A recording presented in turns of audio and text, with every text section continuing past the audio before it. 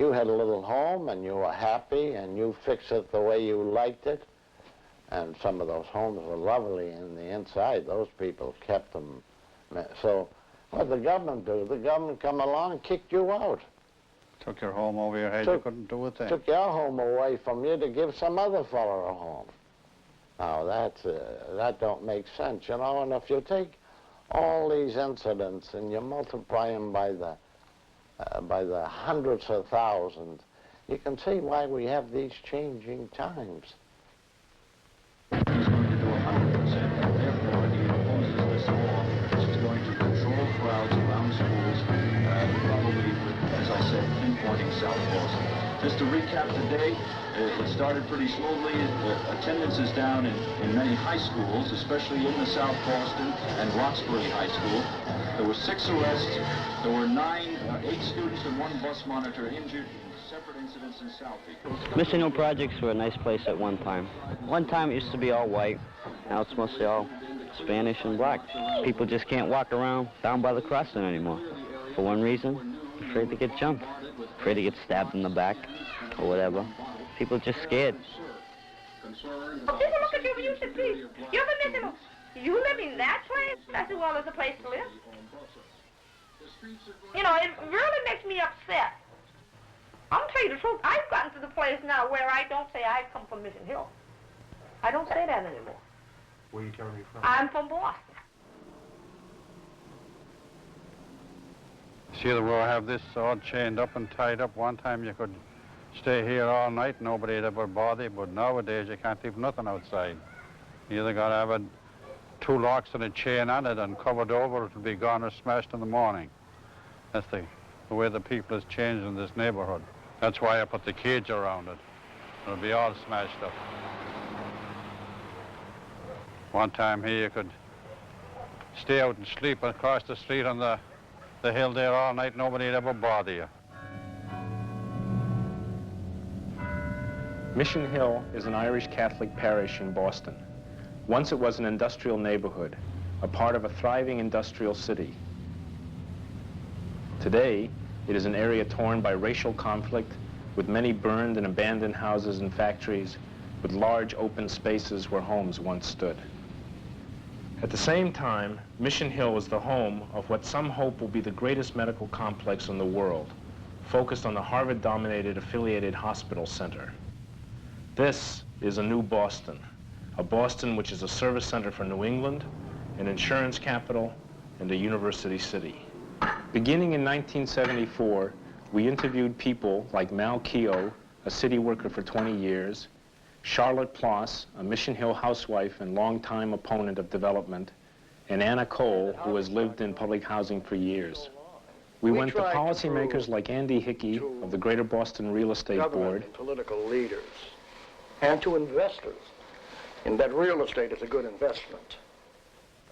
and C.V. Joyce of Boston College to find out what forces have shaped Mission Hill, what forces have created the new Boston. And we were trying to discuss how we might get some new building going on in the area. And I remember making some rather silly comments, such as, we just had to do this even if it took a miracle.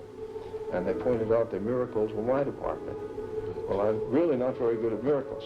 But anyone who really has a vision of Boston as it was in 1954 compares it with what it is in 1978. There has been a kind of a miracle. One could have landed at the Logan Airport in, say, 1954, 56, and would have looked in vain for Boston because there was hardly any skyline to see. Frankly, the Columbia Point housing project was the most conspicuous thing one would see. And there was the Customs House Tower. And now at least we have a skyline. Some of these days you'll miss me, honey. Some of these days you'll be so lonely. You'll miss my hug. You're gonna miss my kiss. You're gonna miss me, honey, when I am far away.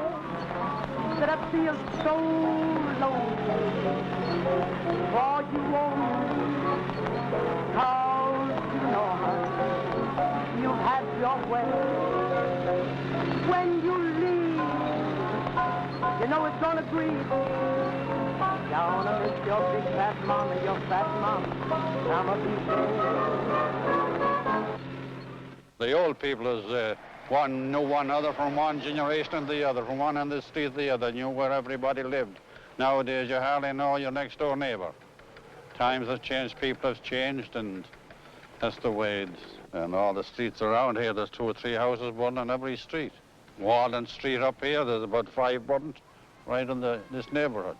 Well, you take Lawn Street and no matter how many houses was there, there must be, in this location alone, it's all torn down, there must be at least 100 houses less than there was 50 years ago. I'm very proud of Mission Hill, and this is Mission Hill. Most of the houses in the area are 80, 90 years old. They originally were built to house the 13 and 14 children that belonged to one family. They lived for their church. They built the most magnificent church in this area, and they lived for their church. Their dreams were realized in Mission Hill. They may have come from different ghettos and different tenements and struggled and strived and finally found their niche, and this was their pride. Mission Hill was their pride. But people in Mission Hill, for the most part, have stayed here. But little by little, I think they are moving out. The new Boston doesn't seem to have a place to fit neighborhoods like Mission Hill into. Mission Hill is a threatened community.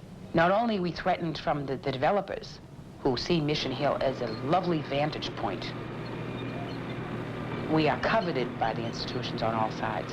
We are a threatened community. We are almost at war without ever having declared so.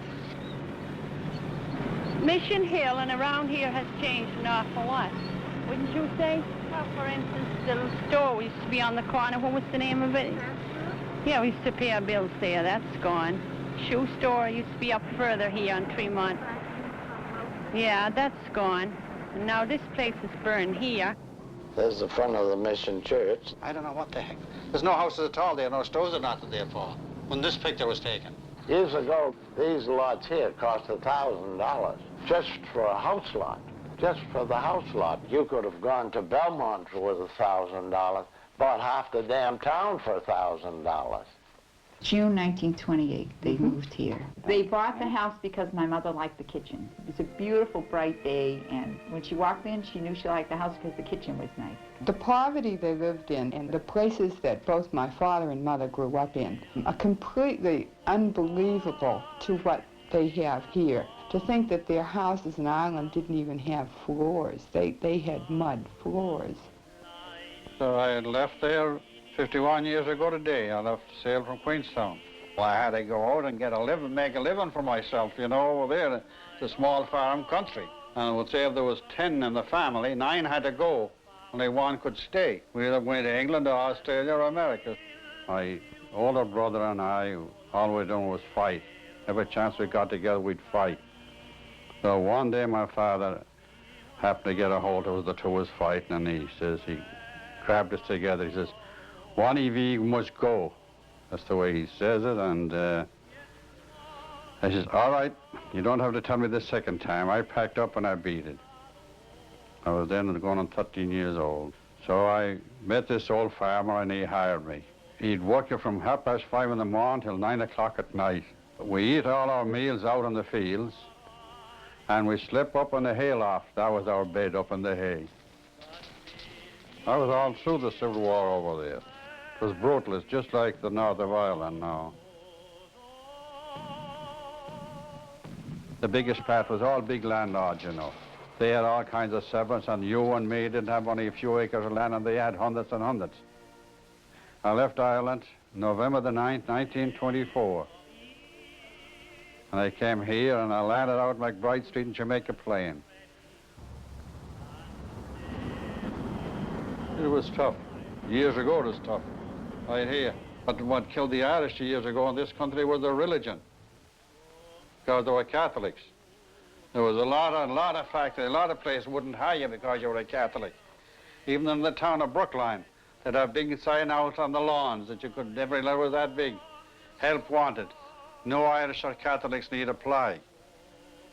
So the talk about being crucified now, there was nobody crucified as bad as the Irish years ago because of the religion. That's a fact. Yeah, and Somerville, Mass, Then the Italians and then the Jews, they were crucified. So this wasn't all honey years ago.